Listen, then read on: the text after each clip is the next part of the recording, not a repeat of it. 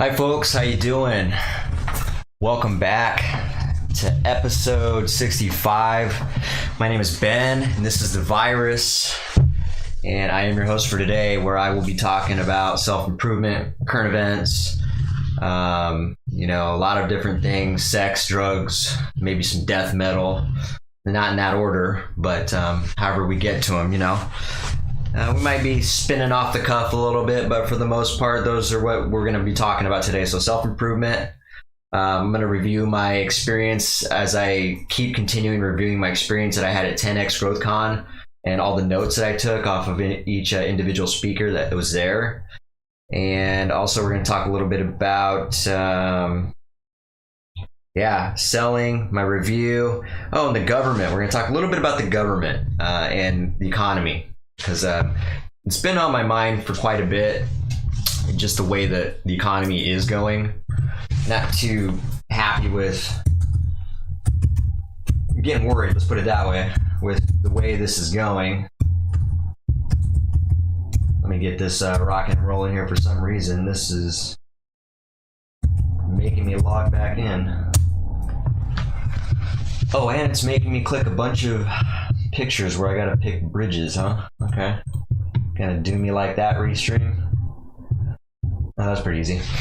So yeah, let's get started. Without further ado, let's just dive right into this stuff. So let's buckle up and feel free to chime in. Give me some of your thoughts. That's what this is for. I like hearing people's feedback. I love hearing people's viewpoints. I'm the type of individual that will have a conversation without feelings getting involved, and I think that's a lot. It's not a lot of people nowadays do not have that going on for them. A lot of people will have a hard time having an argument with somebody, or even just a discussion where their feelings get in the way of it, and it just really disrupts the whole discussion in general and the authenticity of it and the substance of it. You can't even have a conversation with most people these days because they basically check out if you're not in alignment with their views and their morals, or if you're not even understanding them. So don't get me started on that. It's pretty frustrating to actually have to deal with that. And I'm going to talk a little bit about that later on too, as far as, people that are looking to have a conversation or appear as though they want to actually have a conversation with you, but in fact, they're just putting bait out there and not actually willing to have a conversation. It's just bait to take the bait and try to make you look bad. So I'll get a little more specific with that. What's up, Stacy? Welcome, my friend. Good to have you. So yeah, I'll talk a little bit about that stuff. But yeah, let's just get right into it. But first, before I start diving into the topics here, you can find this podcast. You can find live streams on Facebook, YouTube, Twitch, and then we got posted content on Instagram and Spotify as well. So yeah, feel free to give us a like, a follow, a share, subscribe, give us a nice little emoji with a heart on it like Stacy just did. Love that stuff.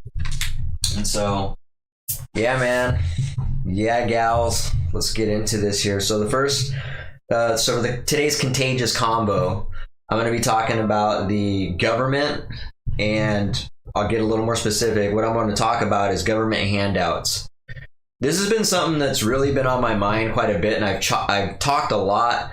It's still on my mind. I just had a good conversation, or a conversation with a good friend rather, today about this again, because me and him have good conversations about things, and this was one of the topics we were talking about. And I feel like I've had this conversation at least 3 times in the last week. And so what I'm talking about, what do I mean by government handouts? What I mean by government handouts is what's going on in the economy right now. Government handouts are unemployment, stimulus checks, things like that.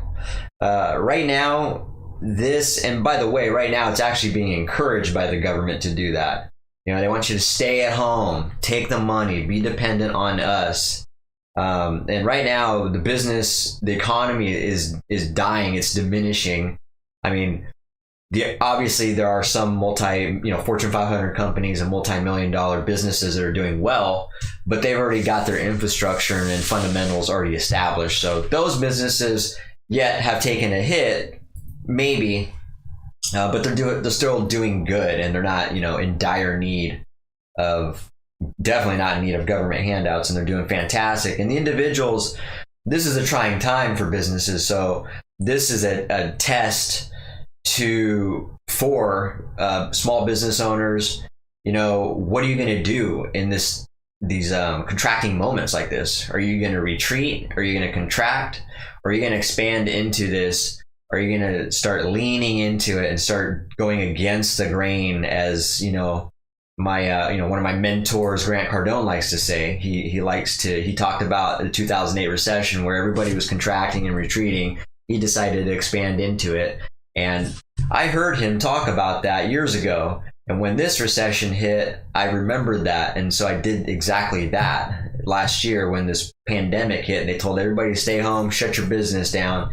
I did the opposite. I was not shutting down, and I tripled down on my marketing, got a ton of extra business, tripled my revenue that year, and we're still climbing on up. And the true benefit of me doing that is I've actually created a lot of some local online equity finally. And at that point, I hadn't done that, but the amount of effort I put into advertising and SEO and revising the website and doing all these things that added up to actually being a substantial difference and actually getting me known and branding my market and actually basically retargeting people so often has been the game changer for me, amongst other things. And we're going to talk about one of those other things, that being sales. Two of the most highly beneficial skills that you can apply to your life. So, but yeah, just as an example, for the government handouts, another thing is hazard pay. Like, everybody right now they want to take, they want to consume, they don't want to contribute shit. And the government is structuring it to where that's being accepted. Now, a lot of people might, disagree with my viewpoint on the hazard pay thing, but I don't think anybody should get hazard pay. And for the COVID-19, first of all, and I can see how a person that really believes that this pandemic is a real thing, that you're in close proximity of dying. I personally don't know anybody who's caught or who has died from COVID or even had any medical issues from it. I haven't even heard of anybody who's heard of anybody in my personal connection. All I've heard is what I've heard on the radio. I've never seen anybody being affected by the COVID-19. So I'm not saying that you have to see it to believe it. I know there's a lot of arguments out there with that. Like, just because you can't see it doesn't mean it's not a real thing. Yes, that's true. But that's just my opinion. I'm not saying it's not real. I'm saying it's been exacerbated to the point of, it's been a huge implementation of fear, to the point to where you got people taking not one shot, 2 shots, racing to get in line to take shots, putting on 3 masks, staying 6 feet apart. Oh, it's not 6 feet, it's 3 feet apart now. Like, people are scrambling. There is no direction right now. And everybody thinks they're a fucking expert nowadays. Everybody thinks they're a mask expert. Everybody thinks they're a disease expert. It's just a real annoying time for me personally. And that's why I don't listen to the news much unless I'm trying to actually just get the bulk of current events and get some content to talk about when it comes to the news portion. But I don't think hazard pay is a thing. I think if you're asking for hazard pay, you should do a self-evaluation of your life and why you're asking for hazard pay.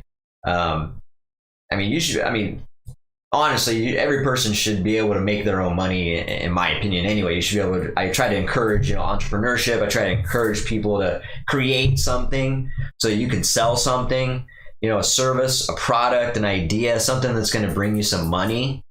Even if you start your own brand of something, I encourage that more than I encourage people working for somebody, and then when trying times hit like this, they stick their hand out and they want hazard pay, they want stimulus, they want unemployment, and then nobody fucking wants to work. There's that old saying that, I think it was Robert Kiyosaki, and God, I'm gonna hammer this, but he said something like, you give a man a fish and he'll ask for another fish show a man how to fish, and he'll be, financially well for the rest of his life, or something of that nature. Obviously, that's not what he said, but you get the point. Giving something to somebody without them putting in every effort is just a recipe for what's the word? For not laziness, but it's just a recipe for continuing that process. If you give it to them, they're going to ask for it again, and they're going to ask for it again, then they're going to expect it, and nothing's ever going to change. This just goes down the dark path of people sticking their hand out forever.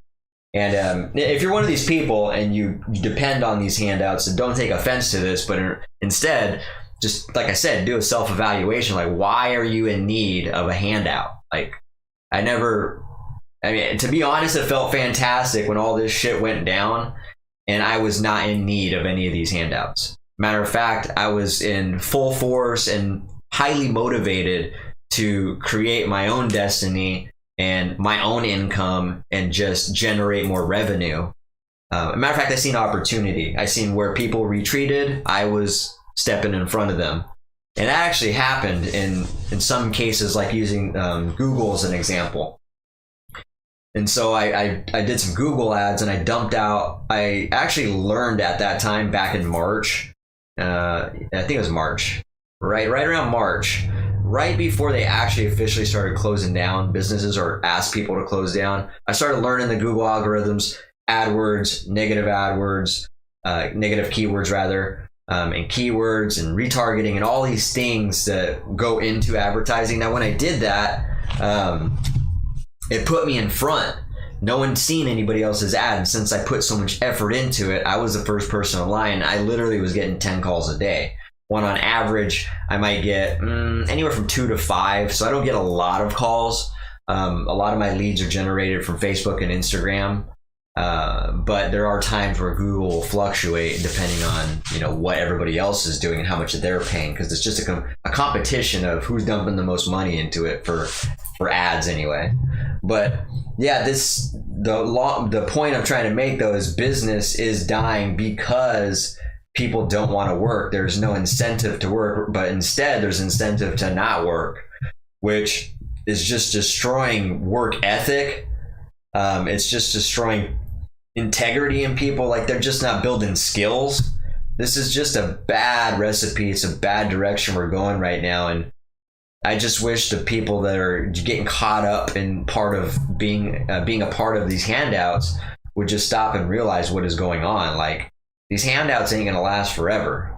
And I mean, the handouts aren't even enough.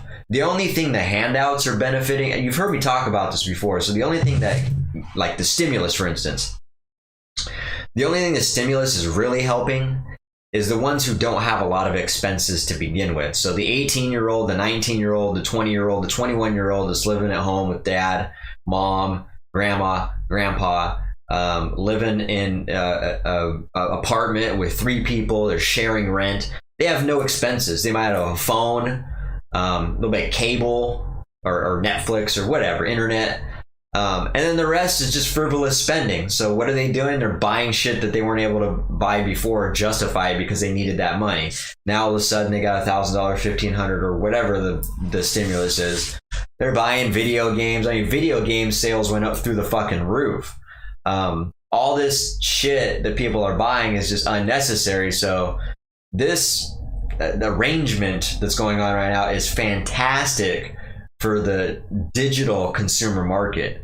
I mean, this is why Amazon is just skyrocketed in revenue, because everybody's home, for one. Everybody's got a ton of money.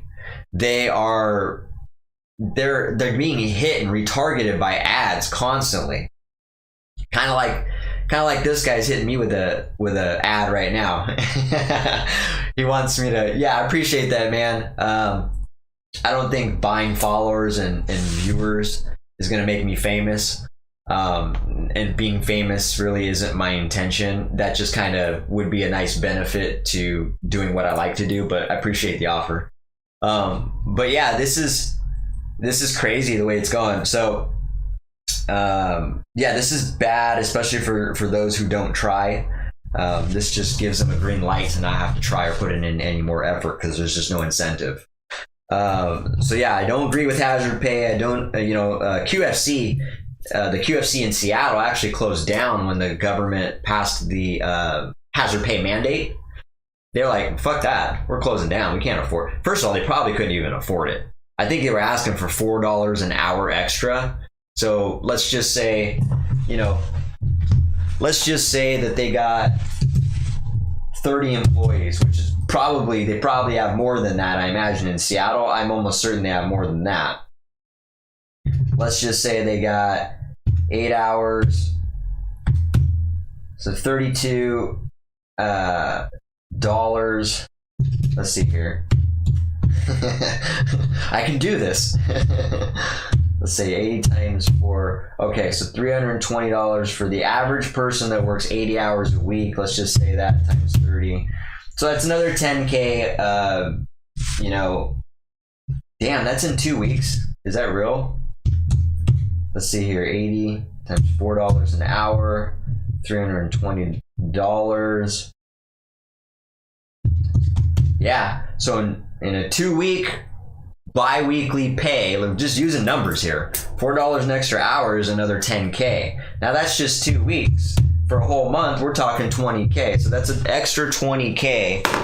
And I'm not saying that they probably couldn't afford it or not, but it's still a huge budget for employees that are doing the same job. It's not like they're doing anything. If you're concerned about your health, stay home, is my opinion. I would encourage you to not be concerned about, unless you got some medical issues, maybe stay home then. If you're so concerned about the pandemic, stay home, get your shots, don't make any money, get your government handouts, and just watch what kind of position you're going to be in the next couple of years or longer, because this is just not a good direction to go for people, in my personal opinion. So yeah, we got the unemployment, the stimulus, all that. People are just sitting at home on the computer, posting about stuff. Now, this is what I was talking about earlier. They're posting a lot about stuff. First of all, they got way too much time on their hand. And what they're doing is they'll, act like they want to have a conversation. And I've talked about this a few episodes back where I took the bait on this one girl who was seeming like she wanted to have a conversation about a topic that I did a whole hour plus content on a week prior to, which was toxic masculinity. Now, the week after I did that episode, a week went by and I noticed that she had a whole freaking 5-paragraph comment of her viewpoints on toxic masculinity, and she even listed some links in there for resources. And I talked about this without going into that whole thing. I bought the bait. I chimed in. I said, hey, this is cool. I just talked about this. I think such and such and such and such. I see what you're saying, such and such and such. This is, no disrespect. I respect your post. And then it just went on to this aggressive victim mode that she went into and was responding to me with aggression and was like, obviously you don't respect me, you didn't read what I said. And I said, oh my God, I think I did misunderstand you, I'm sorry, I'll read your resources and then I'll circle back and talk to you. And then she just kept going, you totally misunderstood what I said, you're this, you're that, you're a douchebag. And I was like, okay, I can see you didn't want to have a conversation, because if you did, you would have said, yeah, check out the resources and get back to me, let's have a good conversation. And it just went down this dark path because she didn't want that. And people are attention seekers for the wrong reasons. And that's the bad thing about Instagram and Facebook. You can post a lot of nice shit and put a lot of big words. You got the luxury of time where you can research stuff. You can really type out stuff. You can delete it. You can copy. You can paste. Now, what's really nice is being able to do like a podcast like this, or a Zoom call, or an actual in-person conversation. People don't want to do that these days. They're getting out of touch of being able to do that. They're getting way too used to just being sucked into a screen and not actually having a conversation. And that's why I encourage people to talk to me while I'm talking instead of just like viewing and lurking. Yeah, go ahead and chime in with your viewpoints, because that's what I encourage.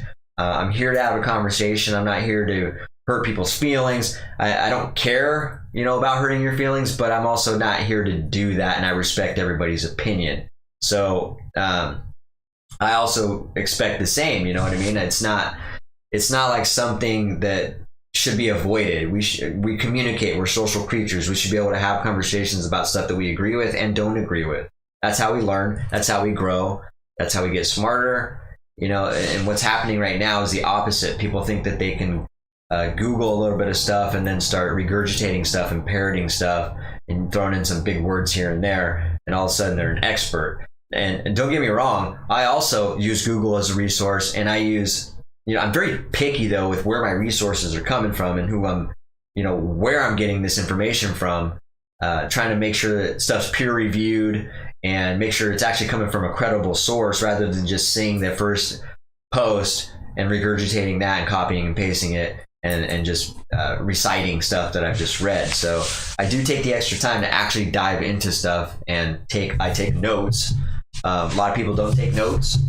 And so it's just real frustrating. But the reason I'm saying that is because the way it's set up for people to stay at home is feeding into all these other things. It's a compound issue. And I think that's probably why we're also having all these mass shootings. We're having more mass shootings, not saying that that's not going to happen anyway.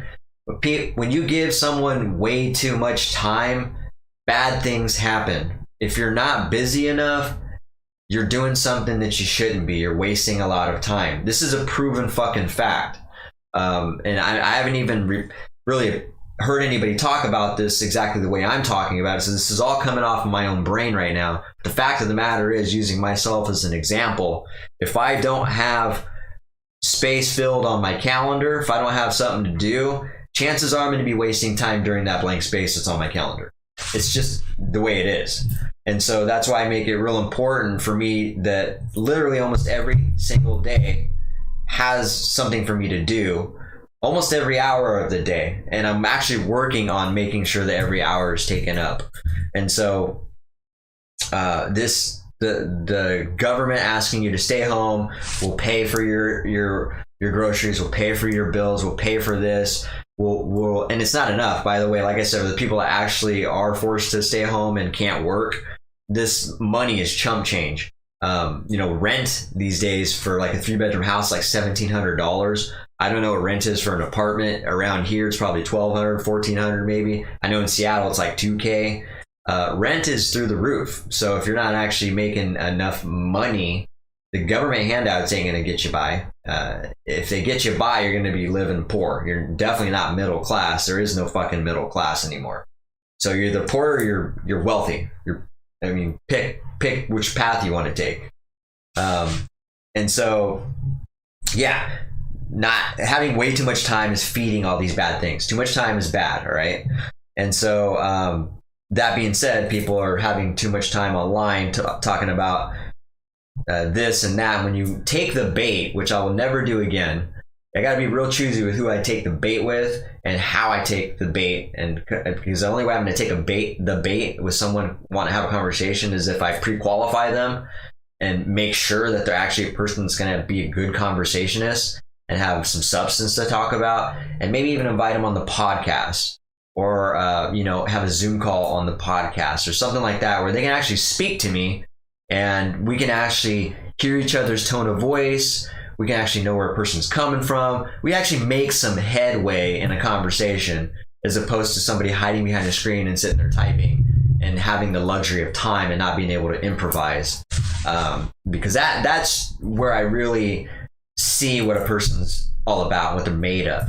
Like, how well can you actually have an intellectual conversation? You don't have to be fucking extremely smart, but you got to be able to convey and articulate what your idea is, what you're trying to sell me on, what your opinion is, what your beliefs are, what we're talking about. You know what I mean? What you don't know about, like what kind of questions do you have. Like, you can get so much more out of an actual conversation with somebody, and this is what we're getting more and more detached from as the government shoves us in a corner in a house and says, stay there, don't go out, it's dangerous, you're gonna catch this, you're gonna catch that, put on 3 masks, don't go anywhere.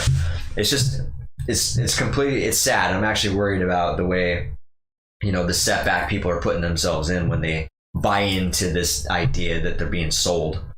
And so, yeah, like I said, those people throwing out the bait, their intentions, a lot of them, are to put something out there that makes them sound really smart. And the people that take the bait usually get attacked. That's just bait, so you can take it and they can attack your character and try to make you look stupid. More importantly, they're trying to make you look stupid to their own friends and family and followers on their own page, which are probably more than likely stupid as well. So I'm just not interested in taking the bait anymore. It's just, like I said, after that I never really did, but when I did recently, I was reminded like, oh yeah, that's why I didn't like doing that. But in reality, I was ultimately going to ask her to come on the podcast to get her thoughts on it. When I brought that up, she didn't even respond to that, because why? She had no interest in actually having a conversation. She was way hung up on trying to make me look like a bad guy, which, by the way, didn't work. Like, I was having a decent conversation and came off, like an actual good human being, because I wanted to have a conversation. And I acknowledged that I might have misunderstood her, and I was willing to have a conversation about that, but she just wouldn't accept that. So, got to be careful with the bait you take, people, especially this day and age. Don't take any bait on posted content. Just flat out ask people if they're willing to have a conversation with them, and try to encourage them to be a better human being by doing that. So yeah, that was my contagious combo. I just wanted to get that out there, talk a lot about that. There's a lot I talked about, but it's all relative to government handouts, time being wasted, too much time being encouraged to waste by the government, trying to tell you to make money from home, which is really hard to do. Like, you got to get out there, you got to meet people, you got to get social in order to make some real money. And so that's really all I wanted to talk about, was just to keep, hopefully someone hears this and maybe I provoked some thoughts. Maybe somebody that's this is relative to, maybe it's relative to yourself, but that's really why I have these conversations. And this is all stuff that I analyze myself. I am not a perfect human being by any means. I'm constantly growing. I always say this: I'm not successful, because I hate using that word, but what I am is growing. And I like learning, and I like being better every day at something. And that's what I like to encourage other people to do as well, because it's been the most beneficial thing that I've ever done in the last 3 years. The amount of stuff I've accomplished in 3 years compared to the actual first 35 years of my life has been night and day. If I were to apply the amount of energy and effort that I've done in the last 3 years and since I was 20, in my mid-20s, maybe even 30, I would be in a much better position than I am right now, financially, relationship-wise, just in every aspect of my life. So that's why I talk a lot about this. Anything I talk about is nothing I've never done myself or plan on doing myself, or something that I haven't implemented into my own life that works. So it's not really preachy stuff. I just like helping people. So if I can use my own fucked up life as an example, then take it and use me. All right. So yeah, let's get into the review here. As you guys know, let's see here. As you may remember, I've been reviewing and chipping away at my experience of the 10X Growth Con I went to in Miami. And last couple episodes, we talked about Kevin O'Leary. We talked about Mike Rowe, Glenn Stearns. Now, I want to talk, let's go on to the next individual here. Oh yeah. So the next guy that I took notes on was, you guys might know, his name's Armando Perez, but you guys know him as Pitbull. He's an artist, I think he's like a Latin America artist. Definitely got a lot of hits. I personally don't like his music, but that's just my personal preference. So I wasn't too excited to see him, but after I heard him talk, I really did appreciate that man more. Like, he's a very solid individual, and he's definitely business oriented, and he definitely has made some huge accomplishments in his life. So regardless of what I think about his music, the guy is an outstanding individual. So let's talk a little bit about what he talked about. So some notes here, basically some simple stuff. He's talking about how the power is in your hands. He talked about business. You can't run the business like a boss. You got to run it like a leader. And I thought that was pretty good advice for small business owners or anybody that wants to start something of their own in the future. That's very good advice.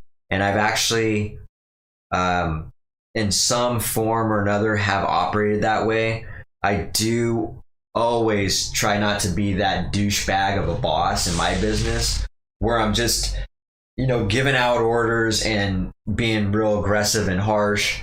I am the guy that gives a lot of guidance, shares a lot of my experiences, and basically treats people like good human beings. So to that point, I would like to think that I'm a pretty good boss. And I like to view myself as being a pretty good leader in my company because I do that. I make myself available for personal things. I make myself available for assistance when people are struggling on a job site, literally, and they're running into a problem. Like, let's Zoom call, or not Zoom call, let's do a Messenger or FaceTime. Like, I want to see what's going on, and I walk them through problems because I've got experience in it. And so, I really resonate with that. And, even me talking to, like one of the leads on my job, I've made the comment to him, like, there's a difference between a lead and a leader. And that was something I really leaned into and implemented when I talked to him a lot, and 6 months ago or longer, about how, there's a huge difference between being a lead and a leader. Like, one person's just going through the motions. A leader sets examples and actually treats people in their team like a unit. You know what I mean? Like, you actually care about the well-being of that person. Not only that, you care about their work performance because you rely on them. And so it should be more about making sure, making each other better by experiences, right? Not just focusing on your task and like, you're not doing a good job at what you're doing. Like, why is he not doing a good job at what he's doing?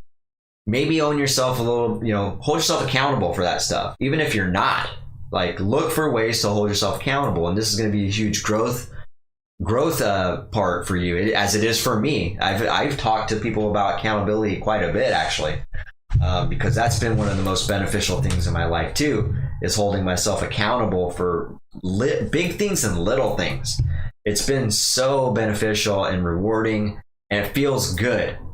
At first it's tough implementing that stuff. When you're new to that, you're like, what?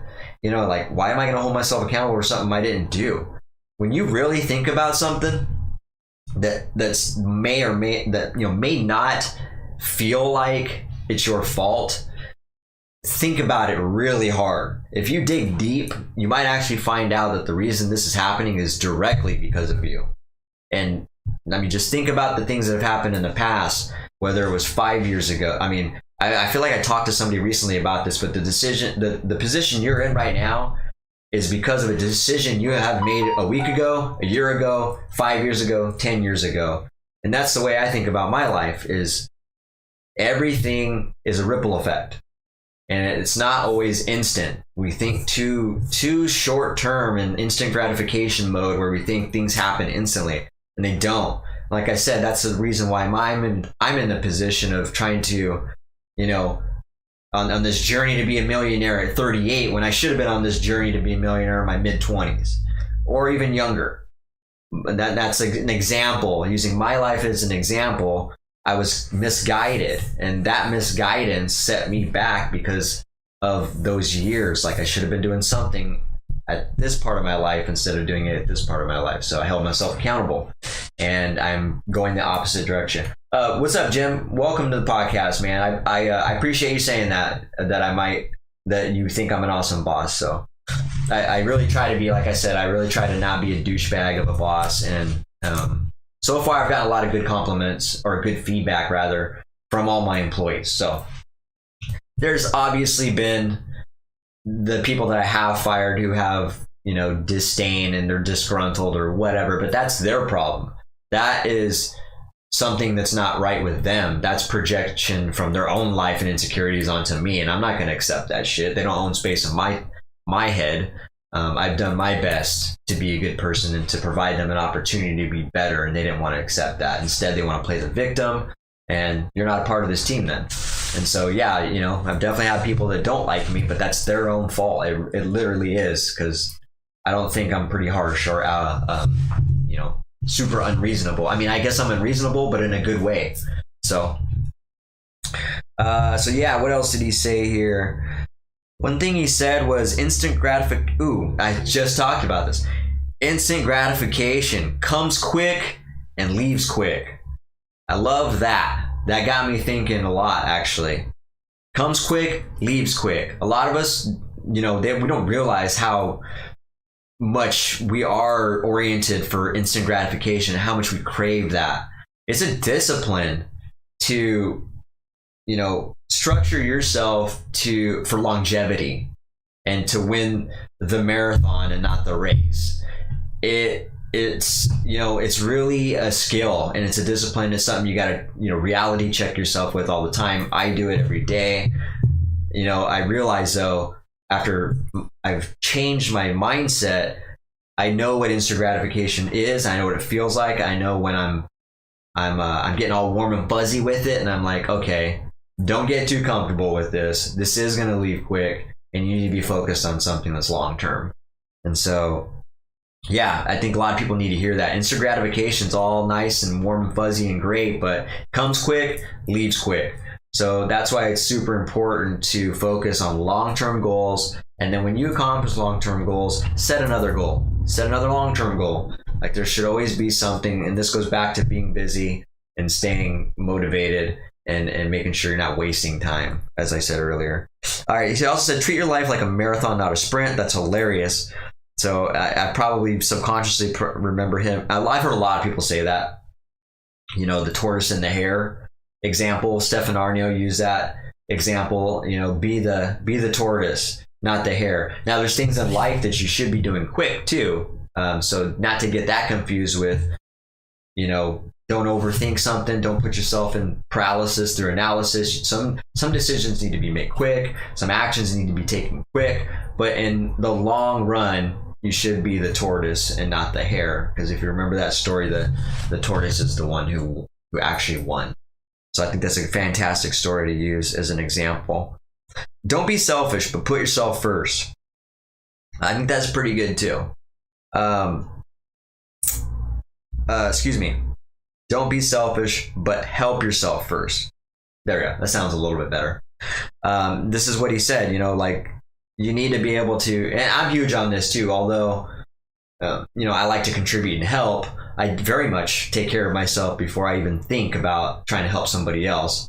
And not to say I would turn a cold shoulder to somebody if I wasn't in a position to help them, because I probably would still try to help them. But ultimately, yeah, you got to be able to make sure that you're in a healthy spot mentally, even financially perhaps, to actually be able to help, which is why, I call people's bullshit who say, I would never want to be a millionaire. I would never want to be a billionaire. I don't need that much money. I'm happy with the way I am. I call bullshit, because everybody wants to help somebody, and there's nothing worse than, wanting to help somebody, but you can't. And a lot of that comes in the form of money. A lot of people aren't in the position to help somebody financially. And it's a good feeling to be able to help somebody, especially someone you care about, with whatever the scenario might be. It could be simple. It could be some money that is going to help them with something. It could be, even just intangible things like advice, experiences. That stuff feels good to help people with. And if you don't have that, it doesn't, you just have nothing to offer. And I think that advice and experiences is a form of currency, in my opinion.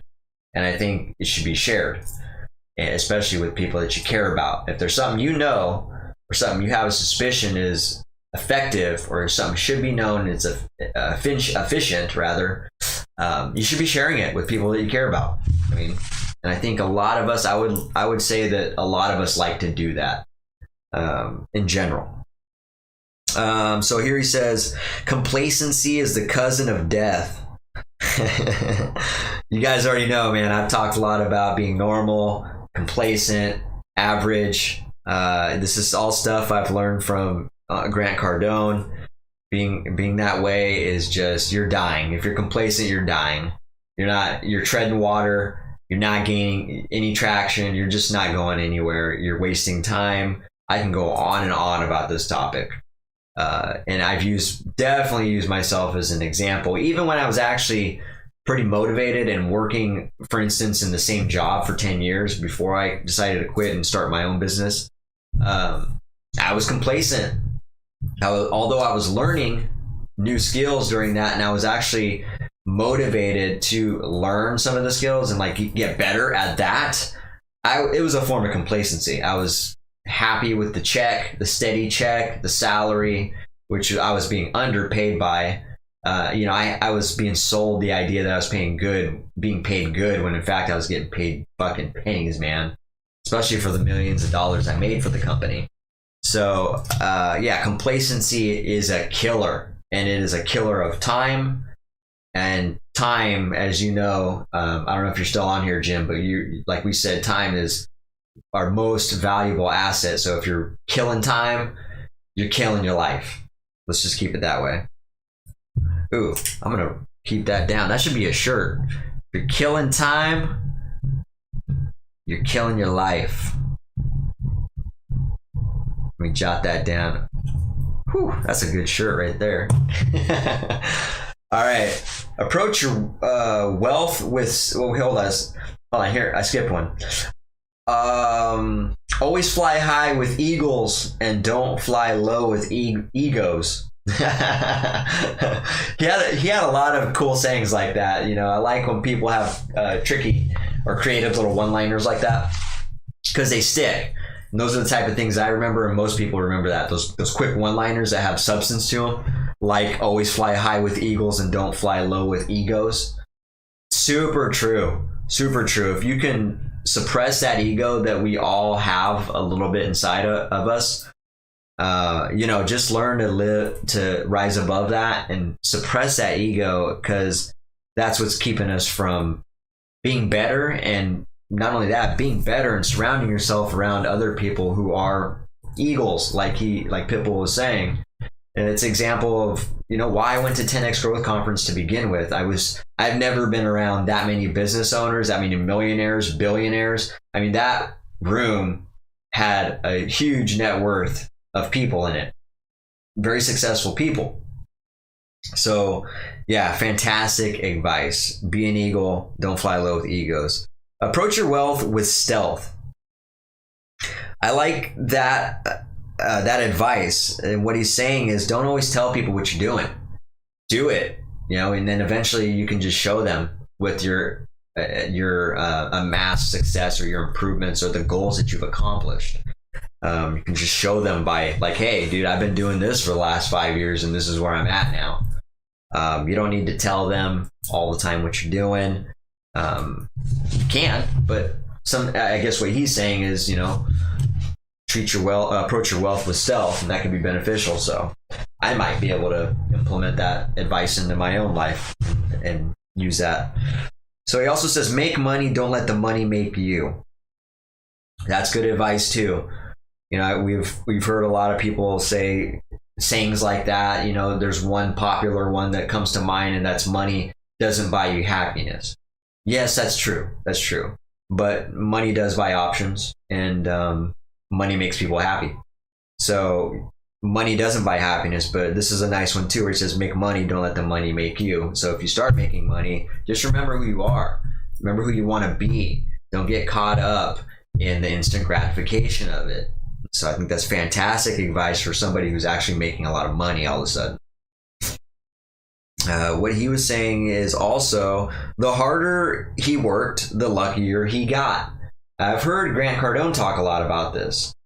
The massive amounts of action, he talked about this in the 10X rule book, about how, doing 10 times the amount of everything. Once you start approaching your life like that, just going full force, doing things massively, as opposed to, mediocre or just a little bit here, a little bit there, and going in spurts of massive action here and there, just constantly going massive action all the time, your luck's going to raise up. Not to say anybody should be looking forward to luck or depending on luck, but it is a nice thing that luck might happen the more you put yourself out there, the more you do the reps, the more you actually socialize with people. You know what I mean? This can come in many forms. You might get lucky and run into an opportunity with a certain individual that you meet. The reason that would happen is because you've put yourself out there a lot more than you normally have. You know, it's just luck comes with a lot of effort, and I truly believe that. So engage with someone that has a call to action. Okay. Not. I think I know what he says. I wish I elaborated a little bit more on that. Someone that actually, a call to action is when someone asks you to do something after they've made a claim, and whatever the claim can be. It can be like, hey, have you heard my new band? We're fantastic. You should give us a like. That is a call to action. That's a claim and a call to action. It can be a pitch. That's a pitch, by the way. That's a low key pitch. Like a strong pitch for a business would be like, hi, I help your sales service and your sales team increase their revenue by 30% in the next 90 days. I can show you how to do that. All you got to do is click on this link and follow these simple steps in here. Let's get you started. That's a strong call to action and a strong pitch right there. So either way, having somebody actually put a call to action in their conversations of their ideas, in their idea that they're trying to sell. And by the way, don't think that selling is bad, because I don't want that to be that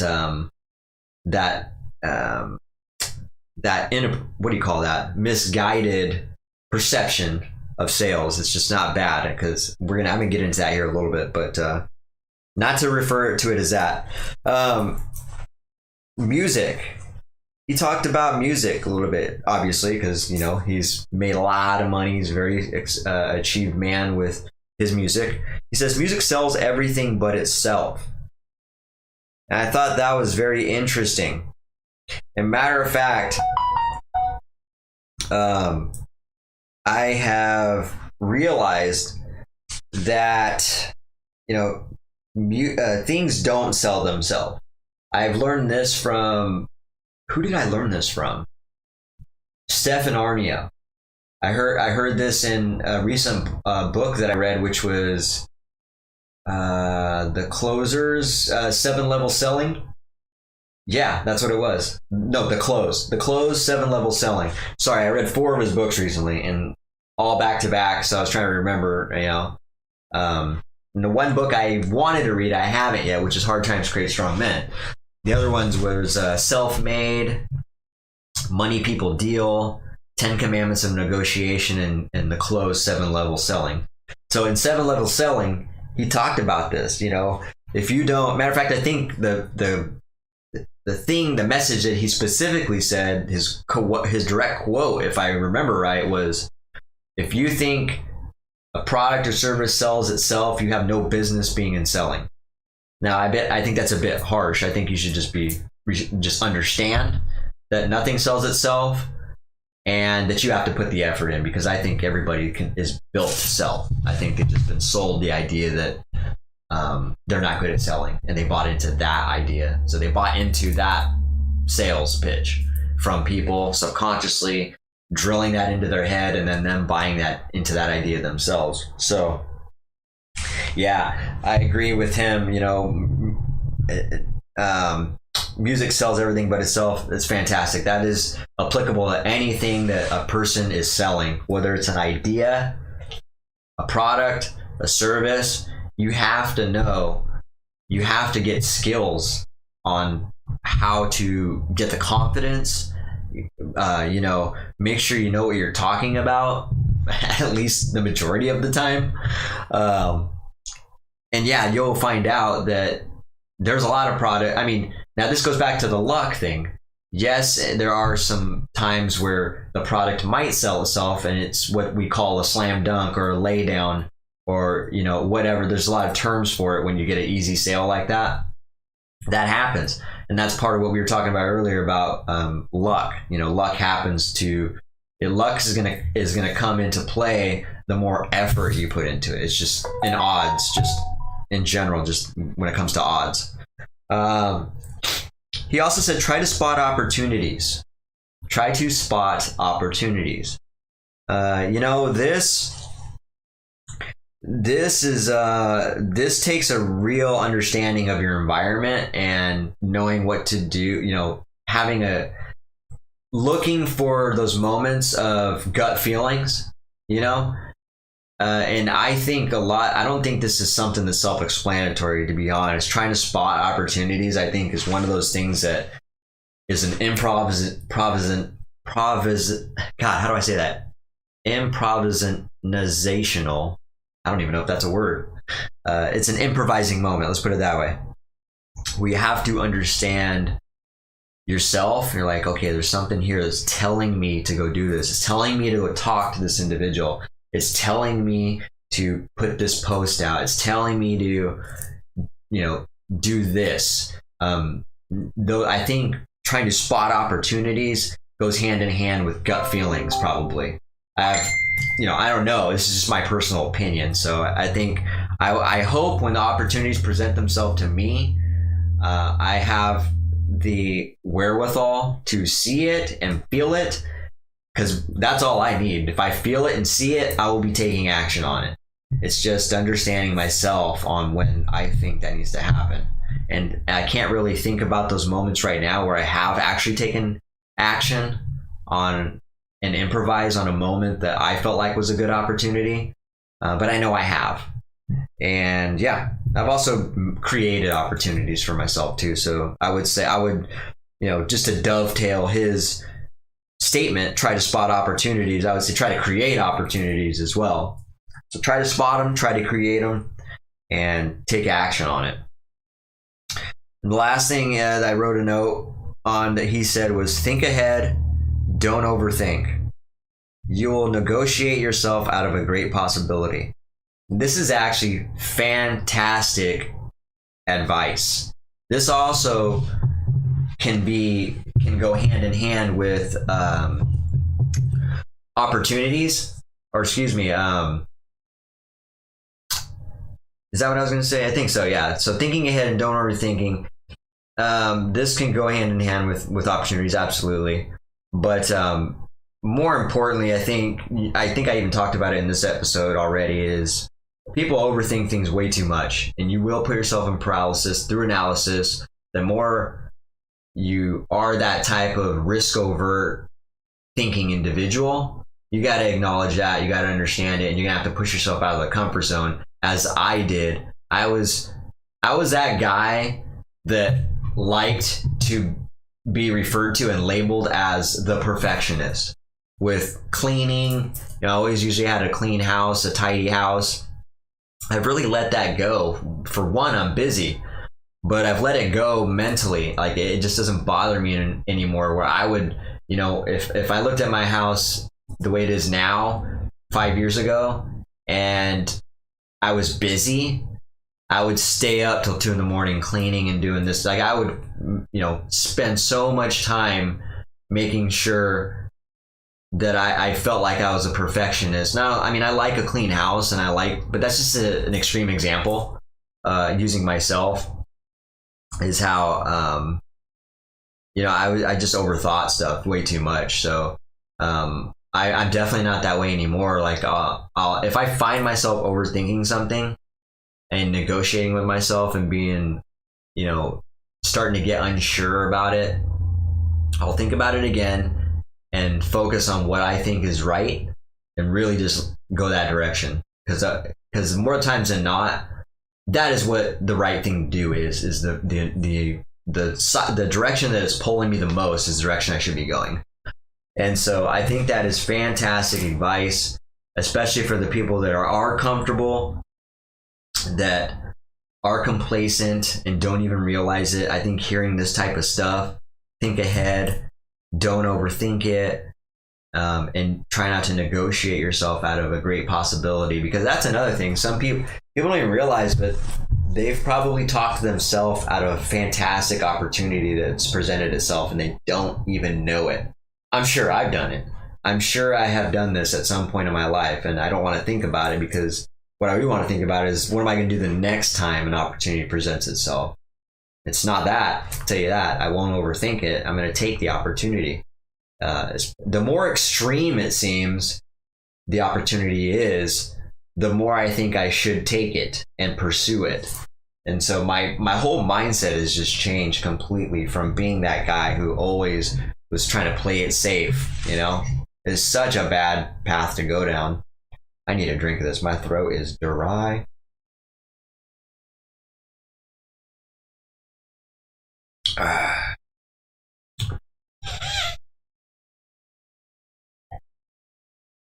Man, that's good. I got me some new tea from downtown again, and got all these very interesting flavors. I think this one's strawberry papaya. And I realized I like the tea that has chunks of fruit and things in it instead of that loose leaf stuff.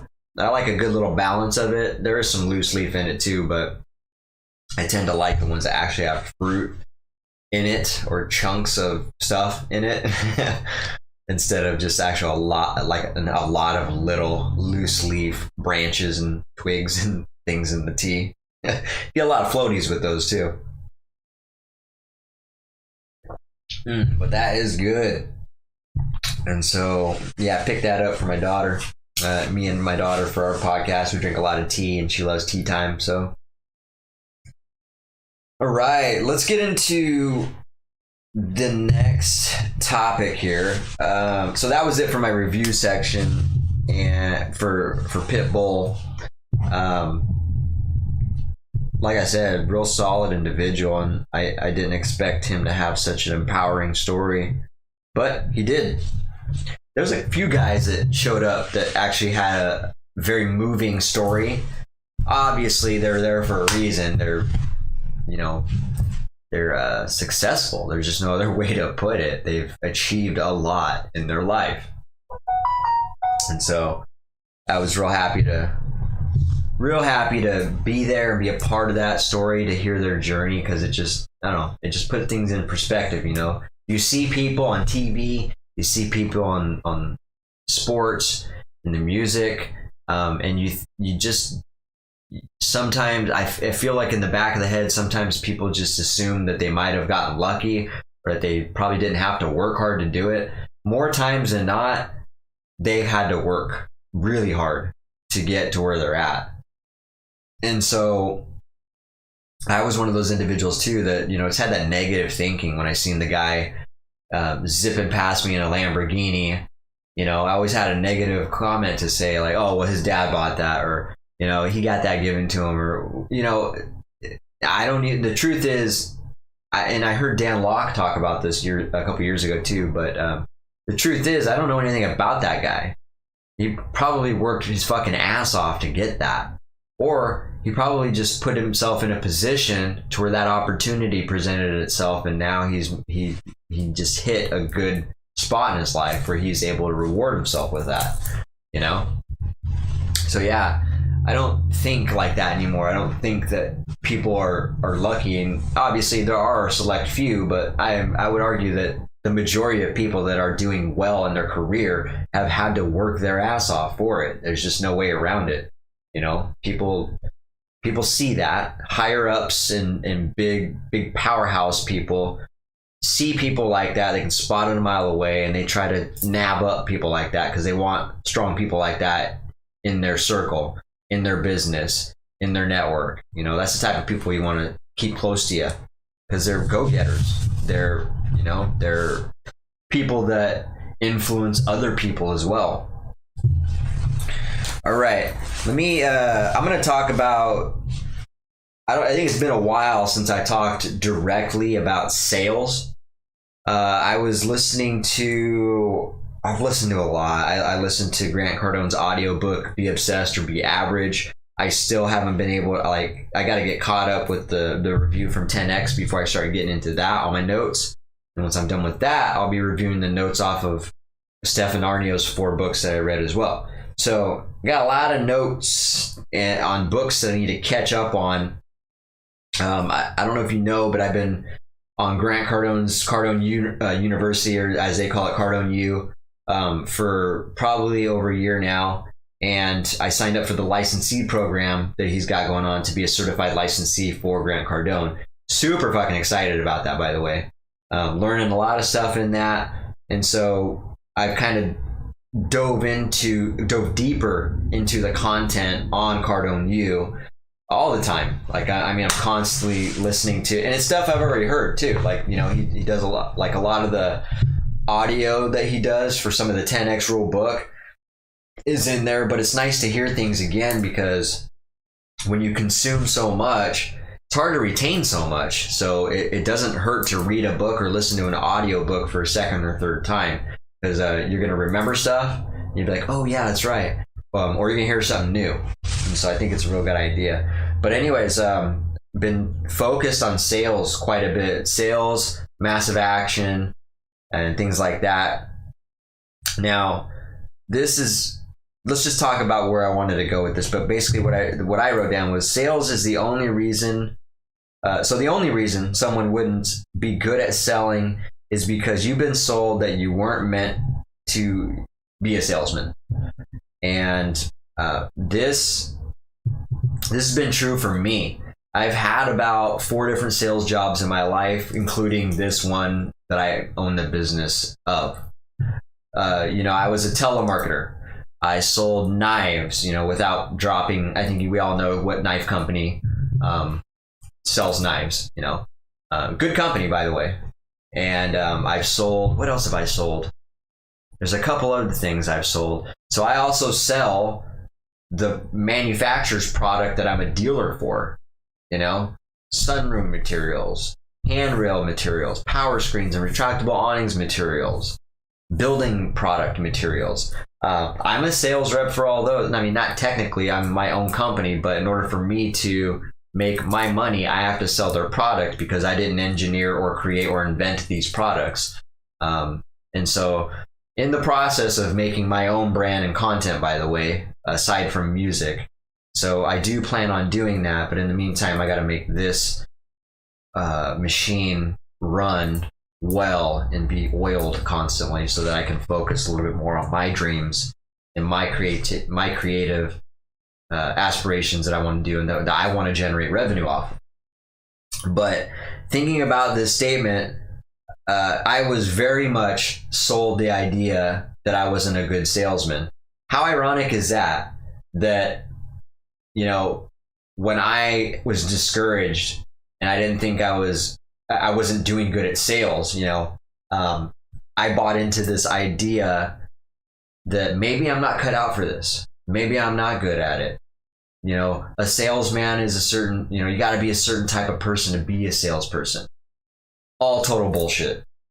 Thinking back about my life, I was very much a good salesman.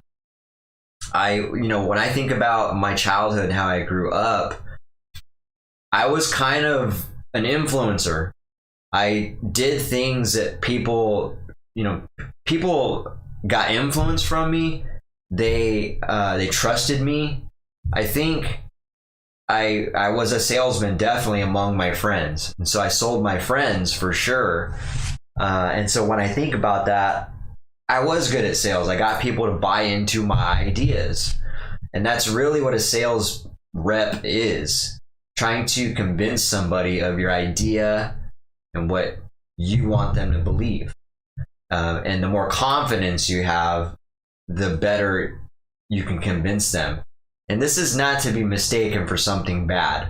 When you believe in something thoroughly, convincing somebody of something that you believe in is not bad. You're helping them. I mean, it would be a disservice to not help them. And so that conviction that comes with trying to convince somebody and sell somebody an idea, a product, or a service, that is something that, it should be your duty, like your obligation to help especially your friends and family, your power base, which is your close networking community, which is your friends and family. You should especially not be ashamed to sell them on an idea or product or a service or something that you're very much involved in and something you very much believe in. So anyways, thinking back on my life, that was totally sold to me. I heard so many people say those types of sayings, and I started, in sales, you can get discouraged. You can hit road, hills, hit road bumps. And if you're not focused, and if you don't understand that the reason you're hitting these bumps more off, or you're not treating these bumps as like a learning point, something to learn from, you're gonna choose to not, you're gonna come up with excuses, just like I did. Like, oh, well, I'm not cut out for this. What can I do? And in my situation, what did I do? I went to what I was good at, which is manual labor. Unfortunately, manual labor, I don't care what industry you're in, it's just not going to pay you enough to be financially, you can be stable, maybe a middle class, upper middle class. It's just not something to create a residual income on, or something for longevity or long term. It's manual labor. I mean, let's get real here. So I bought into that idea, like, oh, well, I should go do something I'm good at. And, I spent a couple decades doing manual labor. And like I said, I was really good at it. And I'm, a smart, skilled individual at doing some of this manual labor and, honing my craft and trying to be like one of the best people in whatever industry I was in. But like I said, it took my focus off of the marathon and put my focus on the race, like the now. Like, okay, I'm just thinking about now. I'm just thinking about instant gratification, not really thinking about the future. And I checked out of sales. I stopped selling people ideas, and that was example. You heard me talk about earlier on in the podcast about how the decisions I've made, the position I'm in now in my life is because of the decisions I have made 5 years ago, 10 years ago, 2 years ago. That's a good example of it. Going into manual labor, not actually leaning into how to be a good sales rep, has screwed me over big time. If I would have learned how to be a good sales rep in my 20s, I would be a fucking beast right now. I would be able to actually articulate and convey an idea to somebody with confidence. I mean, I'm very confident now at selling, but could you imagine the kind of confidence level and experience I would have had at this point in my life if it would have been something I've done for 20 years? Oh, it would be immense. And so that's an example. But what I want to get back to is like I was saying, sales is hard. It takes work. And Grant Cardone says, if someone is not doing good at sales, or they're not, if they're just not doing good at sales, it's because they don't know something. And so that also is a testament to the person when they hit that point. Like, are you the type of person that's going to start learning? Are you the type of person that's going to learn, or are you going to start making excuses and say, oh, maybe I'm not cut out for this? Oh, sales isn't for me. Oh, you got to be a certain person to be a sales rep. All these sayings that people put out there in negativity, and they just put it out there in the open, and you choose to grab them. You choose to get that and insert it and put it in your own mind and get incepted with it. So it takes work. You got to push through those hard times because it feels good when you can actually overcome those barriers, especially in sales. So what I wrote down is, if you don't fight it, it comes natural. What I found is I think we are natural sales people. Most of us are natural salespeople.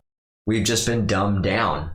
We've been taught by the majority of people that sales is dirty. It's slimy. It's someone trying to convince you of something that you don't want.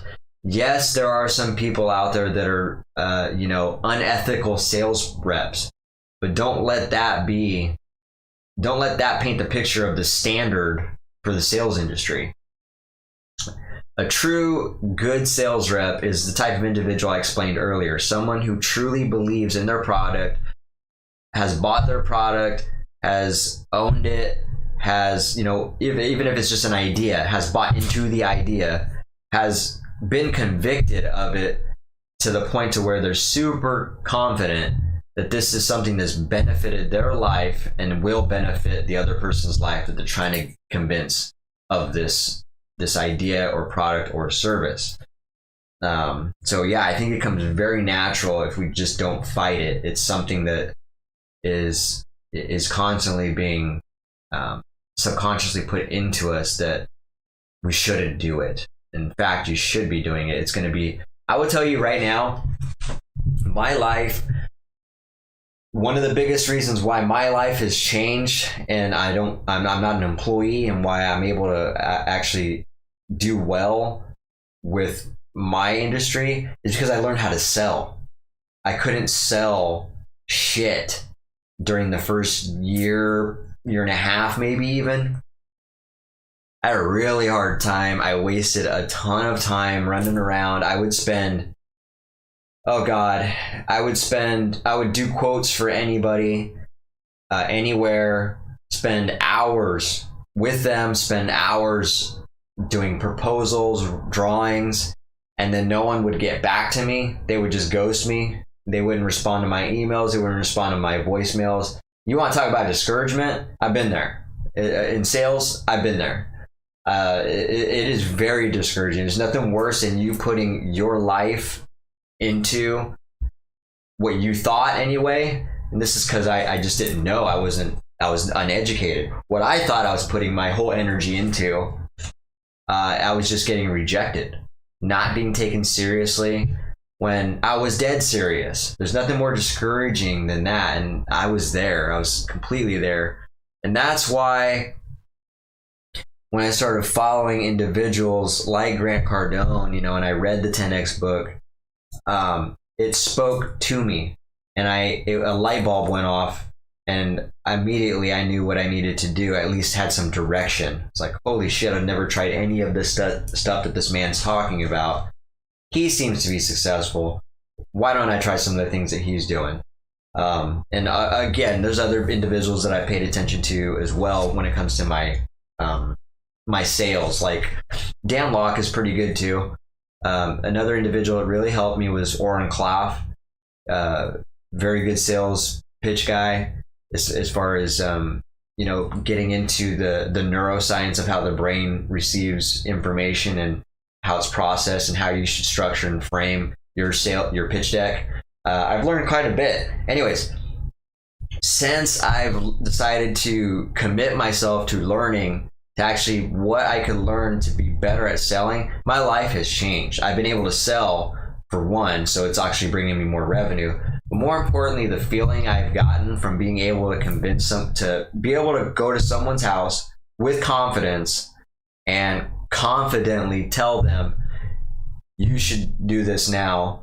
This is something that's going to benefit your life, and you should have done it 10 years ago. I can straight-faced talk to people like this now, where I would, when I tried to do that in the past, I didn't know what I was doing. If I tried telling them stuff like that, I would be stuttering.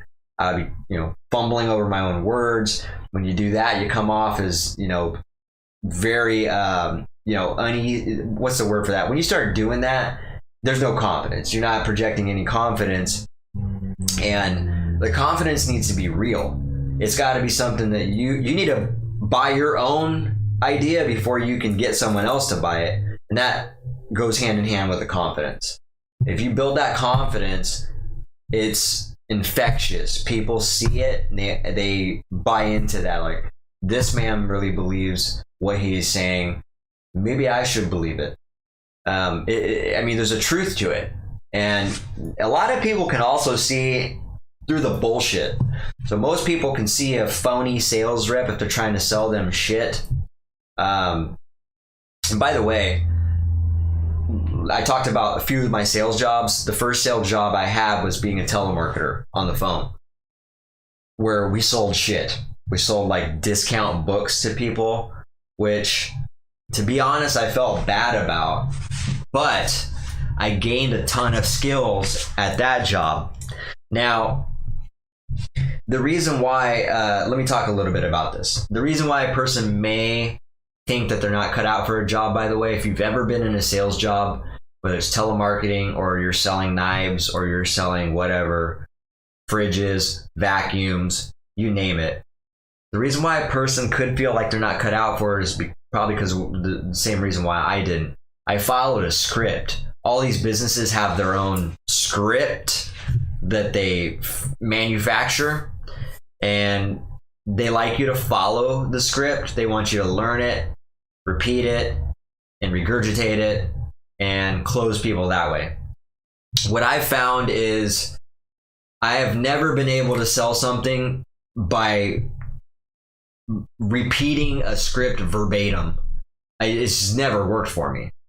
And I'll give you an example. That telemarketing job, I worked there for about 10 months, so a little less than a year, when I was 18. That telemarketing job sucked. There's nothing harder than cold calling somebody and trying to get them to give you their credit card information over the phone in a 10-minute phone call with someone they don't even know. All right?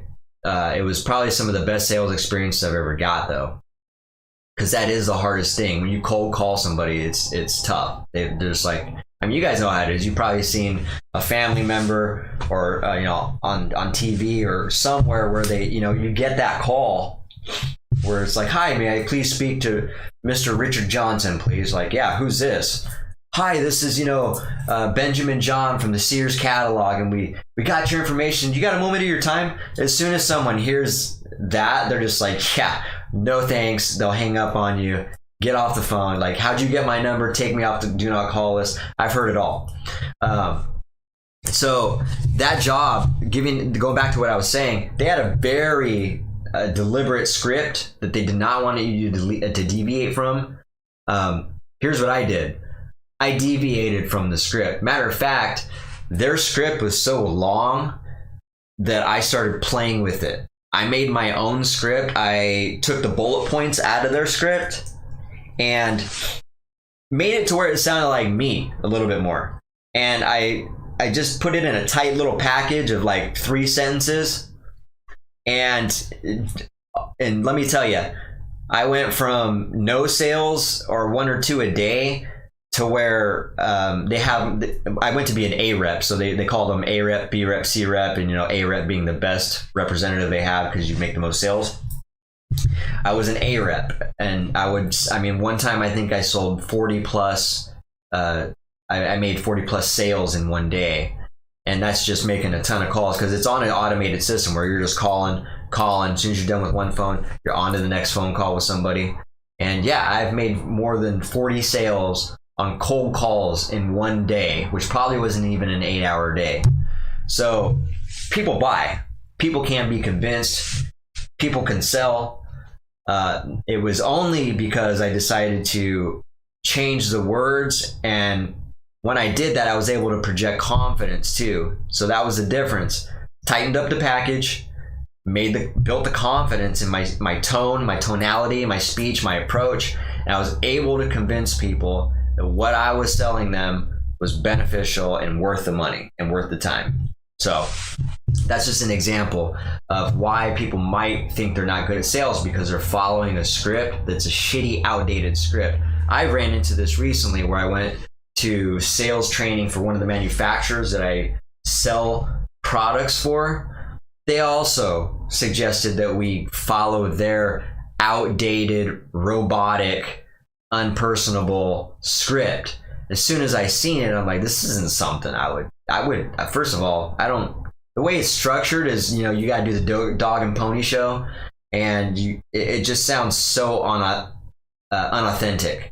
And it wasn't anything that interests me at all. And so I decided to make my own short script. I have a lot of quick, to the point pitches that I tell people, and it's been much more beneficial than an actual giant company like a giant company script like theirs is going to ever be.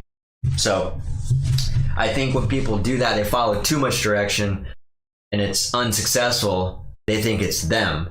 They think like, I'm not cut out for this. No, it's the outdated system that you're following. And so I encourage people to, just push themselves through the tough times of selling anything, even just selling an idea to somebody, trying to convince somebody that your idea is a good idea. And they're just like, I don't see it. I think that's a shitty idea, man. Like if you think it's a good idea, you should project that and say like, no, this is a good idea, and start writing some stuff down. Why is it a good idea? Why is it a good idea for you? Why is it a good idea for them? Like this needs to be crystal clear on why they should be doing it and why you believe they should be doing it. And once you start doing that, you'll be surprised how quick people will buy into your idea and will buy a service or a product from you just by changing your approach, your tone, and having the confidence, not making up the confidence, not acting as if you're confident, but getting confident in whatever it is you're doing. That makes a huge difference. So yeah, I talked a little bit about how, I said I was a good salesman as a kid. Like I said, I got a lot of people to follow me, and I created a culture where people trusted me. Grant Cardone talks a lot about how we're not born to be a salesman, but more it's something we develop. Let's see. And like I said, if you're struggling with something in work, and it doesn't have to be in sales, if you're just struggling with something, it's more likely it's because you don't know something. You're lacking some information, you're lacking some skills, you're lacking some knowledge. And so you start researching that and building on that, you're going to actually feel better about whatever it is that's getting you discouraged, and you can get past that hump. So yeah, I talked about the telemarketing experience I had, and let's see. That's pretty much it. I did want to talk. So like right now, I think selling is so important that I'm teaching my daughter how to do it. This is something I wish someone would have taught me as a kid. I think they need to be teaching kids how to sell. This is, amongst other things they should be teaching them, other than the shit that, applied skills. Yes, I get it. There's some benefits to what the schools are teaching them, but there's stuff that's far more important that they should be teaching them as well, like entrepreneurship and sales skills. I think sales skills should very much be a part of the educational system.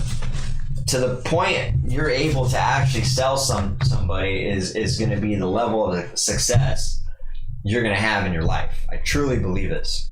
Now, again, you hear me say sales, sell. I don't want that to get confused with just a service or product. I'm talking about just an idea even, right? You got to sell an idea. Kids are good at selling, although I said you're not born with it. You have to develop it. It's kind of true. It's kind of not true, actually, that you are born with it to a degree. You're not born with the mastered skills. You're born with the basic fundamentals of selling. Kids are really good at trying to convince parents to do something. They start growing out of it, because I think my suspicion is the society frowns upon selling. Parents, they frown upon in their own subconscious ways. They discourage that, and they don't encourage kids to be prompt or firm rather, and be very direct with what they want and how to convince. So anyways, I'm teaching my daughter how to sell. I've used one. So I've made it an assignment. I did an assignment for her.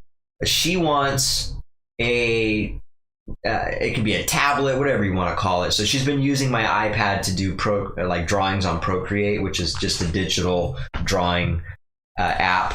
It's very cool. But the problem is, it's my work iPad. I use it all the time. And so she's a kid, it's a couple $1,000 piece of item. And so it's not cheap. It's very nice. It's, the higher end tablet. And she's not the most respectful with stuff like that, even though, she is for the most part, but she's a kid. She has her moments where she might leave it there. Like the other day, she was doing it, and then the kids at the house that I was at started coming up and talking to her, and all of a sudden they took off to the toys, and I just see my iPad sitting there on the ground. And I was like, oh shit. Picked it up, put it away, and I told her, like, hey, don't ever leave my stuff laying on the ground like that. If you can't respect it, then you're not going to use it. But long story short is, it's not efficient for her to be using my work tablet for art that she wants to do, but I want her to be very much involved in the art as I am, and I've always appreciated art. I think that's great for the creative part of the mind. Now, she's been asking for this, an iPad or a tablet to do this. Could I just buy her one? Sure. Like I do most of the stuff, I just buy her stuff. Sure, I could just get it for her, and there you go. She wouldn't have to do it. She gets the instant gratification of it. She didn't have to work for it. And then next thing you know, she's going to expect another handout. So all the stuff I talked about today, I've implemented into my own parenting, and then talking about this particular experiment, or this assignment rather, that we're doing. I gave her the assignment. I said, okay, you know how you want a tablet or an iPad for Procreate. This is going to be an expensive thing. It's like, I could just buy it for you, but I'm not going to do that. I was like, I want you to earn this. We're going to sit down. I want you to think of reasons why I should buy this for you. And we sat there. I helped her a little bit. We were driving down the road, and I was helping her. I was like, think of reasons, I'm encouraging her to get real creative and think outside the box. Like, how is buying you an iPad gonna benefit me? How is buying an iPad gonna benefit you? How is buying an iPad gonna benefit our lives? Like your education, your creative side. Like, I was encouraging her to like really think of all these things, and she did come up with a couple things that I didn't think about. I was like, oh shit, that's a pretty good one. And so she's getting creative, right? And so I'm working on her. She's creating her own pitch to me and writing down all these reasons why I should buy her an iPad. And I'm making her work for it. I'm making her sell me this idea and convince me of this. More importantly, I want her to be confident. I want her to not only just write this down, but when she conveys this to me, and we're going to be doing this on our podcast, by the way, Dynamic Duo. If you guys aren't aware of that, that's father and daughter podcast that we do every Sunday at 7. Short of tomorrow. She's actually going to be with her mom tomorrow on Easter, and so we're going to have to skip that one. I hate skipping podcasts, by the way. But I'm excited for that because I want her. This is important to me. Like I said, I think we can all agree that, or you can understand by the tone of voice and my sincerity on how much sales, being better at sales and improving on my sales every single day has benefited my life. So, of course, why would I not teach this to my daughter at a young age when it benefited me when I was 35 years old, when I should have learned it when I was a kid? I'm going to do her a service, the proper service, and start getting her involved in this right away. The sooner she understands that this is a vital part of her life, I think she's going to be in a better position. This is stuff they're not teaching at school. This is stuff that parents probably aren't on average are not teaching their children. And I think it's highly important and highly imperative to a child developing one of the most beneficial skills that they'll ever possess in their whole life. And it's something that could always be improved on. It's something that you never cap out on it. You always learn something, like most things in life. There's always something to be learned. I don't know if learned is a word, but I'll make that up if it is. If it isn't. But yeah, I'm super excited because, like I said, she did come up with some cool. Once I gave her the task, kids are creative, you know, and she's thinking of all these things. She's like, yeah, well, if I had a tablet, such and such and such. And I'm like, oh, you're actually right. I didn't think of that. And so I want to make sure she has she writes big, but I want to make sure she has 2 pages full of, bullet points of why I should buy her an iPad. And I think doing this, I'm hoping is going to feel real rewarding to her, much like a sale is for me when I spend the time to go out to somebody's house and I close them and say, are we ready to move forward with this right now? Can we agree that we're going to make a decision on this right now? And they say, yeah, let's do this right now. And I start filling out the agreement and I get the check and I get in the truck and I go to the bank. That feeling's good. And I think that feeling is going to be reciprocated with her as well. Even though she knows in the back of her head that I probably would just buy it for her anyway, I'm being pretty firm on this. Like, she needs to convince me thoroughly why I'm going to get this for her. Like, why? Why should I do that? I'm not going to benefit from this, am I? If I am, enlighten me. And so I think it's a very good assignment. And so I'll let you guys know how that plays out. And I'm just excited, as you can tell. So I like doing unorthodox assignments and exercises with my daughter. We've done a couple different things that I think are unorthodox and just untraditional to parenting. And it's really cool. It's a good bonding experience and it's a good growth experience. It's usually not something I don't waste my time on something that's not substantial. That's actually going to benefit our relationship or provide skills into our life. And so that's why I get excited when I think about things like this for her to do.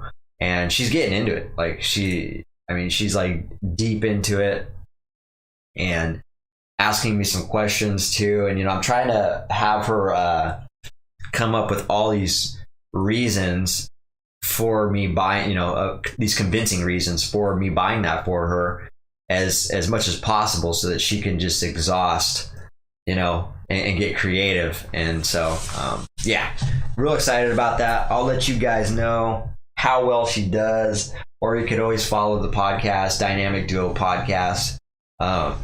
And you can see for yourself how she's handling the sales pitch. But long story short, guys, sales should be, even if you're not in sales, you're in sales. You are in sales every day of your life. You make a sale every day. Even if you tell somebody you don't want to do something, you just made a sale to somebody. You're selling that idea, right? When you say I'm not a good sales rep, you just made a sale right there. You just made a sale. I know it sounds ridiculous to people and this might not make any sense, but when you think about it, it is. Selling is just convincing somebody of an idea, convincing somebody of something, a belief, trying to get them to conform to what your message is. And another way I like to put it is, so I learned this from Orrin Claff a couple years ago. When you have a conversation with somebody, what's happening is one person brings a frame, all right? Someone comes with an idea, an opinion, a belief, and the other person has their frame. The only possible thing that can happen is one person is going to outframe the other person. And this is true. This is in every interaction that you have with anybody, whether it's a child, whether it's your friend, your family, your boss. This is what happens. Everybody has their own frame. You bring the frame into the conversation, someone's going to outframe the other. The person who has the most confidence, the person that has the most information, the person that has the most testimonials, knowledge, they have the most power, and you're going to outframe that other individual. And so that's one thing to keep in mind. That's one thing I've always looked at when it comes to, or kept in mind when it comes to sales and just having a conversation with somebody and convincing power. Convincing power is a strong term to keep in mind as well, because sales relies on convincing power. Convincing power relies on confidence. Confidence relies on knowledge and experience. So there's a due process to gain all those things. And so if you could simultaneously go try to attain all those things I just talked about that's dependent on each other, you got a strong, it makes for a strong convincing power and a strong sales pitch. So anyways, very, very powerful stuff, very beneficial stuff. I would encourage anybody who thinks that they suck at selling or that they don't ever want to be in selling, question yourself with that. Even like the sale that you're making to yourself, you're selling yourself so good right now. When you say that, you're an absolute excellent sales rep, salesperson. You don't even have to be a rep. You can sell your own stuff, right? Which we do mostly. That's what we sell, is our own ideas, our own opinions.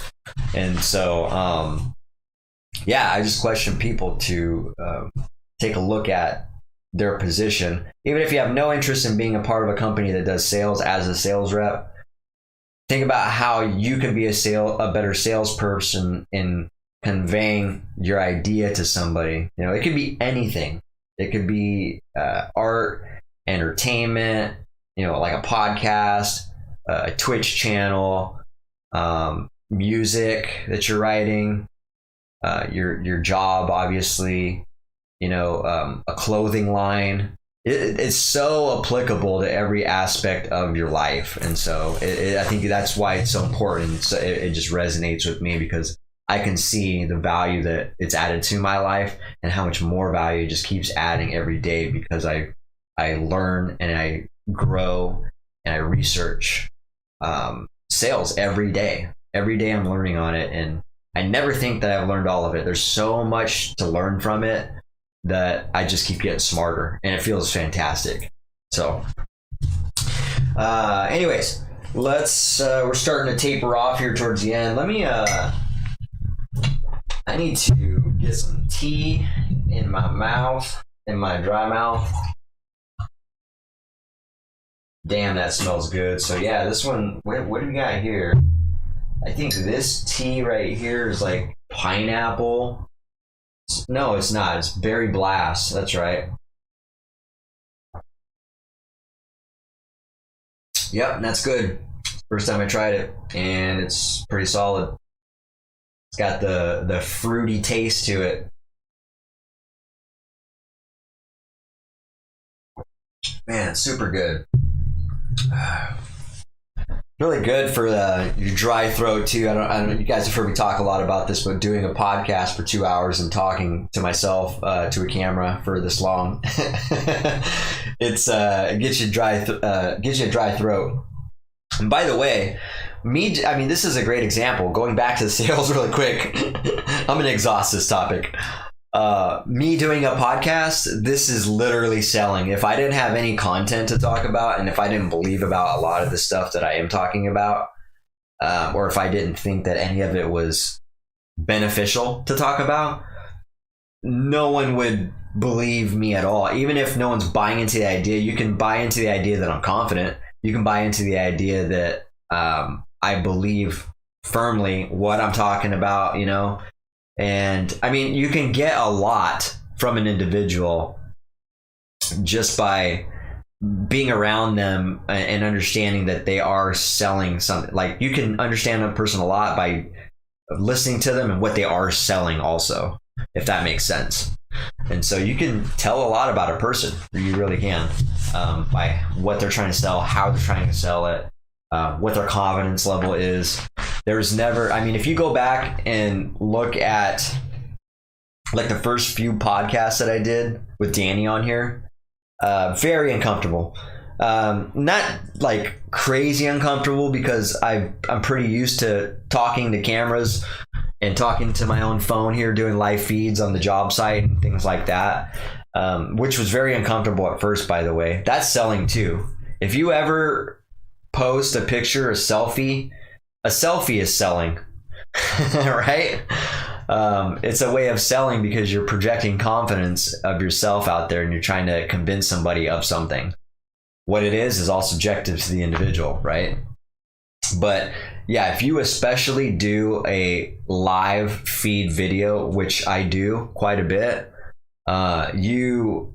you're selling. And so it's a little bit different to sell somebody in real life face to face than it is to talk to a camera like I'm doing right now, or talk to my phone camera and walk on a job site and do that. But still, if you go back and look at the first podcast that I did, or if you go back and go to some of these videos I've done, like on my personal business 3 years ago, very uncomfortable. Matter of fact, I think I deleted some of them because I didn't want that out there. I just looked very uncomfortable, and I want that image of me because I'm just not that person anymore. It's something I've grown out of, and the key factor has been confidence. Just literally having the confidence. And there's definitely times where people try to shatter that confidence. When you get discouraged, you hit the roadblock, you hit a hill, you hit a brick wall. Those are the times that have actually made me grow the most, because I always run into something that I didn't expect. And when that happens, I learned from Grant Cardone, like, okay, I want to be able to predict that. So what am I going to do next time that happens? And furthermore, what can I think of that may happen that hasn't happened to me yet? Maybe I should write it down. Maybe I should be prepared for that. That way it starts going down that path. I at least have a little bit of a heads up, and that's going to contribute to my confidence level as well. The more you can predict, the more confident you're going to be. And so, but yeah, I was just using that as an example because, yeah, if you watch some of the first podcasts I did, very, very uncomfortable. Probably not as much as a person who's not done any video content, but still had its uncomfortable. I mean, especially with the amount of stuff and prep that goes into a podcast. You guys don't know this, but in the back, you gotta, I have a whole checklist of things to do. I gotta update the restream information. I got to change OBS pre-stream scenes. I got to make sure that the mic is muted, that the desktop audio is unmuted so I can play background music during the live stream setup. I got to make sure that the lights are on. I got to make sure that light's on. I got to make sure that I do a Facebook post and I copy and paste a link to the live stream from the YouTube that's up. Then I got to do the same thing on Twitter. Then I got to, when I actually start the recording, then I got to mute the desktop, unmute the mic so that I can be heard. And then I got to spin around and start the podcast. So yeah, there's a lot that goes into it. And so that played into the uncomfort part of it. So doing all that and then finally getting into face-to-face with a camera and an audience and trying to project that confidence level is very tough at first. And so it definitely, even now I might have some moments where I'm just, I've gotten a lot better, but still the system changes and curveballs happen when it comes to tech all the time. And when that happens, you got to figure out how to get in that zone again, because I've been derailed a couple times where, even on the last Zoom podcast that I did with the Wormhole Band, the video didn't come through. I was having issues with the Zoom call and the video, so I had to make a decision like, shit, should I spend the extra time to try to make this work, or should I just make a decision to just continue this podcast with audio only? And unfortunately, I did decide to just do the audio only. It kind of sucks that happened, but I would much rather have that happen than them sit there for 10 minutes while I'm trying to figure out tech problems and be bored. And, it's just not a professional way to do that. So I thought the lesser of two evils when regarding professionalism was to approach it that way and just get the audio done. By the way, we had a fantastic podcast. We talked for 2.5 hours. Podcasts are usually 2 hours. And so that tells you the conversation that we had. We still had a fantastic experience, and we got to know each other quite a bit. Got a lot of questions answered. Got to know the guys. It was a good time. So, but yeah, the comfort level, definitely. Real quick here, so we're gonna taper off here. I want to get into that. Wraps up selling, by the way, guys. I'll I'll let it die down with that. We'll get back into. I talk a lot about sales, so we'll come back into that episodes down the road or as it comes up. But I got a rant here, just a quick rant. So, as you know, I was talking about this earlier, right? More time on people's hands is gonna contribute to all these bad things happening, with the economy dying, and then I even use mass shootings as an example.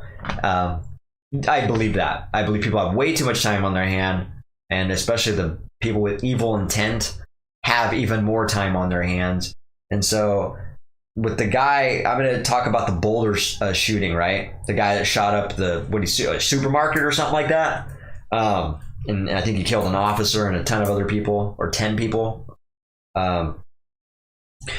What's his name, Ahmad Alissa or whatever, that's who I'm talking about. Now, every time they have a murder case like this, they always talk about like the guy is looking at 10 counts of murder, the guy's looking at 20 counts of murder. Using him as an example, he's got 10 counts of murder.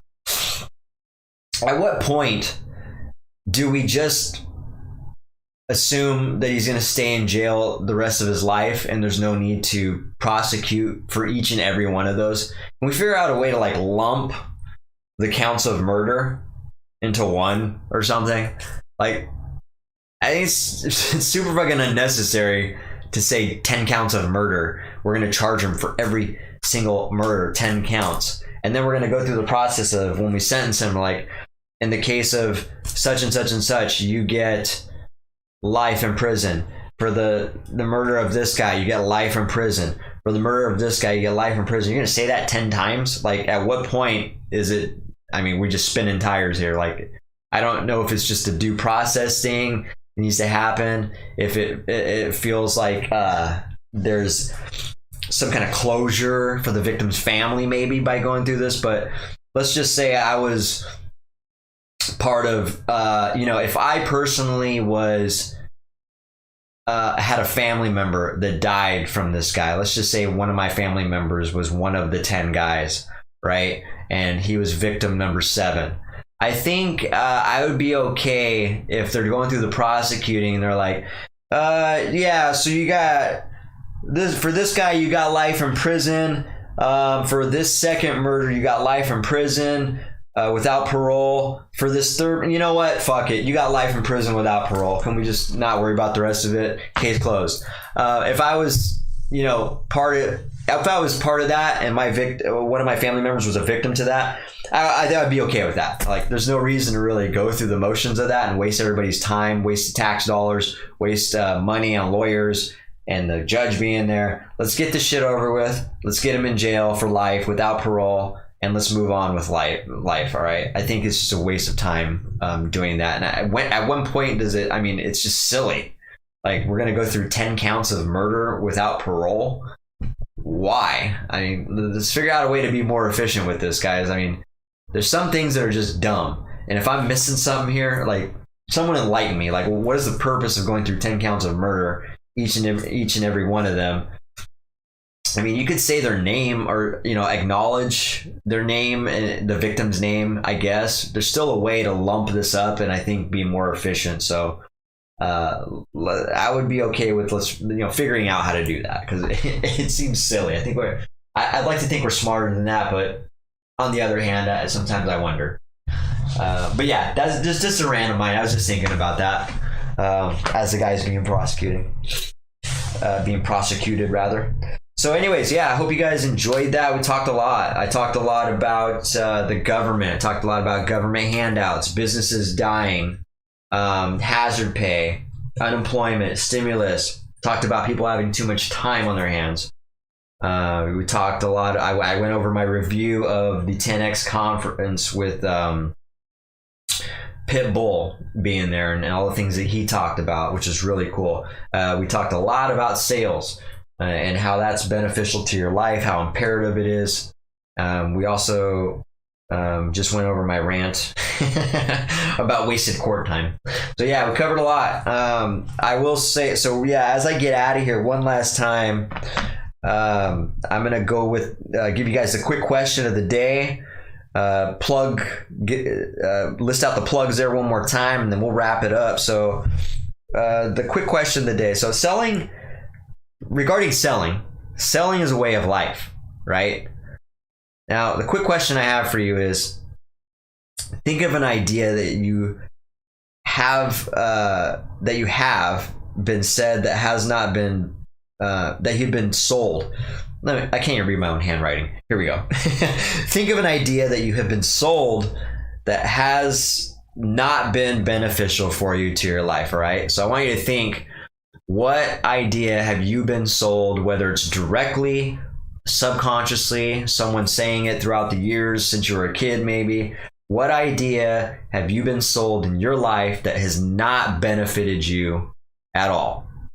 And what kind of idea, service, or product can you sell right now to improve your life? All right?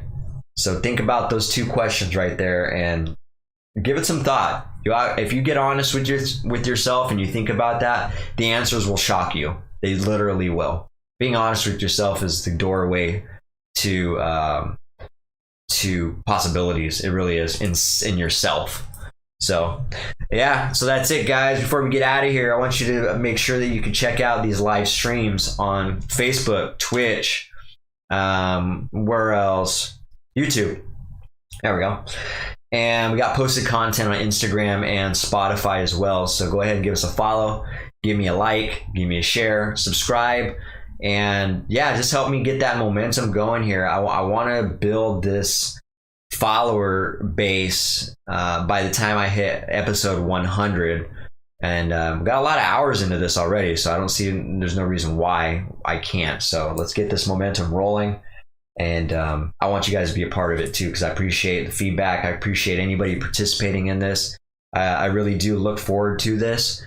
Even if I'm sitting here, even if nobody got on the podcast with me and I sat here and talked to a camera for 2 hours straight, I still get a lot of value out of this. This is things that I talk about, I think about, and sometimes I don't get time to talk for 2 hours straight to somebody to have a conversation, and I love having conversations with people, but no one wants to have a 2-hour conversation with me, then I guess I'm gonna be having it with a camera, and I'm okay with that because this is content that's put out there. It's out there forever. Anybody can review it, anybody can watch it, anybody can reply to it, anybody can give their feedback to it at any time for as long as internet lives. So I love that concept.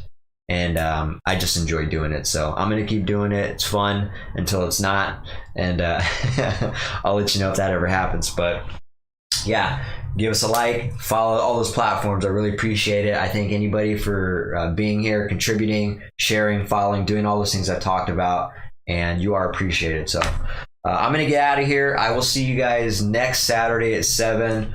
I'm going to try to get a guest lined up here soon. Not for next week, but soon, and then I'm going to try to get on a regimen of maybe getting a guest locked in for at least once a month, maybe even more. Twice a month would be really good too. So keep an eye out for that and spice it up a little bit. That way I actually have someone to bounce ideas off and get their topics and hear their experiences as well. So I'm going to get out of here. Have a good day, a good evening rather, a good night. And I will check in with you guys next Saturday at 7. But until then, keep it contagious and keep it viral. Bye, guys.